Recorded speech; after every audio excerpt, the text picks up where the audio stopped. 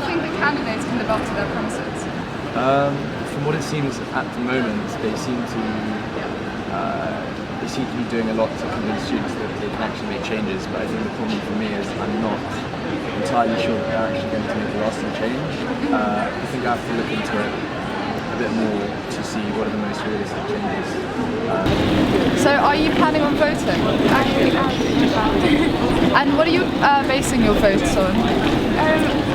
Well, the person that I'm actually voting for, I'm basing it on his sympathy for other people. He's not just basing it around students as a whole, he's also basing it around people who work along with students, and it's easy to become sort of like self-indulged when you're a student, because when you say self-indulged, what exactly do you mean? I mean, like, we always expect them to do something better for us as students, but as well as that, there are other people to think about as well. Okay, so he's kind of getting a more like holistic view on his like campaigning, trying to help everyone. I think that's the best way to put it. And have you seen his posters around the campus? I have. Are they effective? They don't really have much on them. So the way how I understood what he's actually doing is someone spoke to me earlier about it, and he told me what they're campaigning about. So that's also a good way to do it, because not many people do read the posters. Yeah, also when you see a poster with too many words on it, Are you going to vote when the voting? Yeah, I've already ronned everyone. You've ronned? Ronned everyone. You've ronned everyone? Everyone. Okay. Except for Eleanor. And when you ronned them, how did you feel about that? Passive aggressive. Okay. Have a good day. So do you know much about the elections? No, not particularly, not too much, no. And are you planning on voting? Yes, I would do.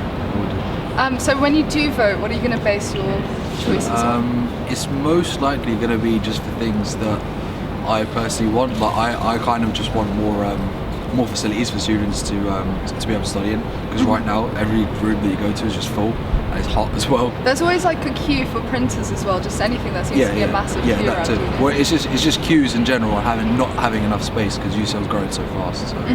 Okay, so are you voting? Yeah, I voted. And what are you? Oh, you've already voted. What have you based your votes on? Usually on the portfolios rather than like the advertisements that I've seen around campus. If there's a particular point that I agree with, then I tend to go with that. Is there anything in particular this year which someone's changing which you think is important or promising to change? Not that I can think of in particular. No, nothing. Okay. And what do you think is the most effective campaign strategy? Is it talking to people? Is it putting posters everywhere? I'd say talking to people, because posters can get very repetitive and possibly annoying, whereas obviously talking to people is a more personal touch, and that shows that you care because you're putting in much more of an effort. Yeah, that's true. Okay, thank you. Thanks so much.